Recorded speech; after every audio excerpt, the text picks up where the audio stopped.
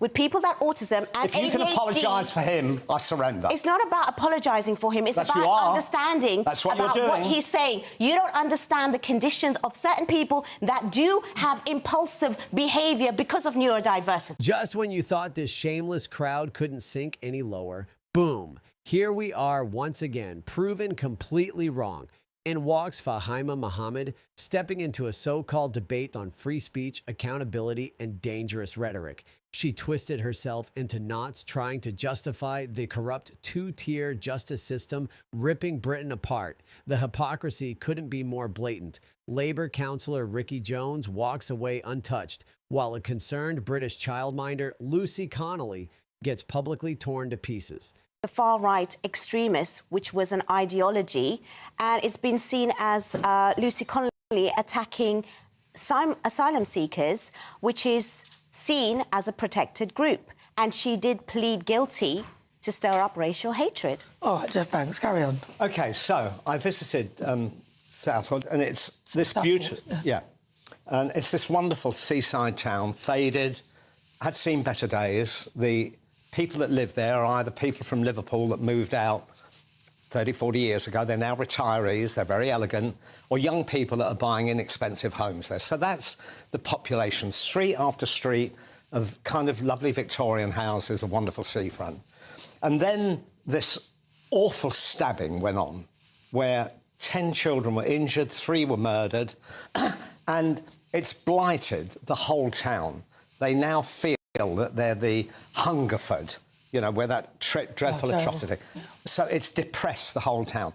So I can understand Lucy Connolly, in a moment of heat, actually wanting to express that anger against an Islamist extremist that everybody refused to actually come out and say who it was, which is why it all boiled over there. And that's the situation there. In the East End, we have a different situation where you have got mothers and children actually protesting because of illegal immigrants being housed in hotels, which they think is a danger to their local community. And this Labour councillor comes out with accusations of Nazism, thinking that their throats should be slit, thrown out of the country.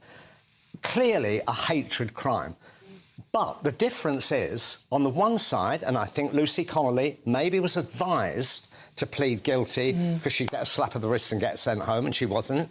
He pleaded not guilty, so had a defence, and I think there is a comparison between the two. And I've not read the transcript of this case, but I'd be interested as to how hard the prosecution pressed it. Were they under pressure from a government at the back of them to go gently? And how was the jury selected that actually came out with this decision? He's absolutely right. And let's break this down properly, because Lucy Connie's reaction wasn't some random flare-up triggered by a single stabbing. No, her fury came from years of rising tension across this country, fueled by the influx of asylum seekers, many undocumented, many unvetted, handed a free pass to act however they liked. The Southport incident was simply the spark, the match that set everything ablaze. And it wasn't just Lucy, it was thousands of ordinary Brits who felt that same boiling frustration as they watched authorities standing by, arms crossed, looking completely powerless.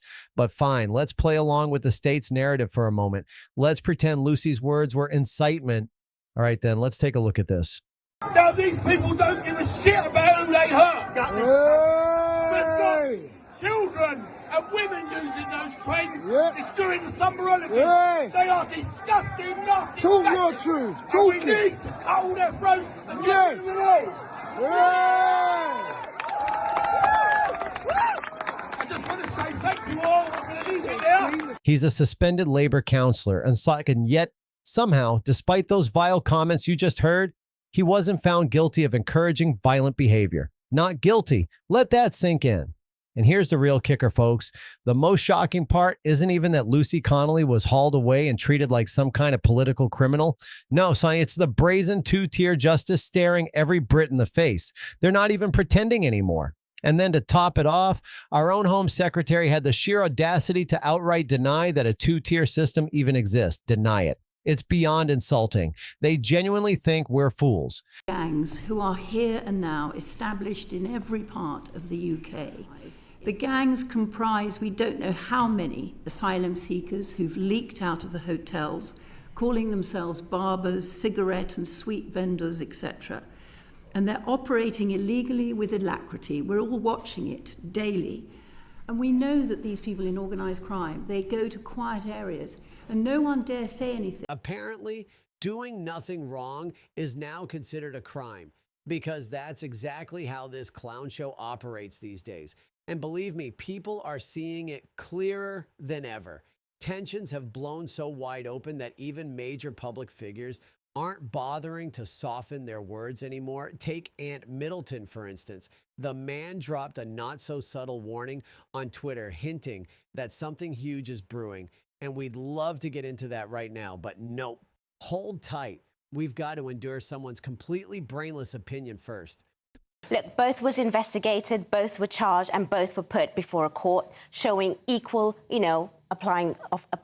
implementation of the law. The way in which you frame things, she was angry. Of course, we all are, but she did admit to incitement of racial intent and hatred. You cannot go beyond that. And then to say that these mothers, rightly so, that some of them were concerned citizens, but majority of them were far-right extremists, which you need to admit, and most of them were actually even arrested. 1 in 4 or 5 were actually with a criminal record. So those mothers were standing next to people that actually had sexual, violent, abusive offences against women. And that is recorded. 1 second. So that is not the picture that most people So you have actually the print. evidence of that? That has been reported, yes. So I've never seen that. I've never seen that either.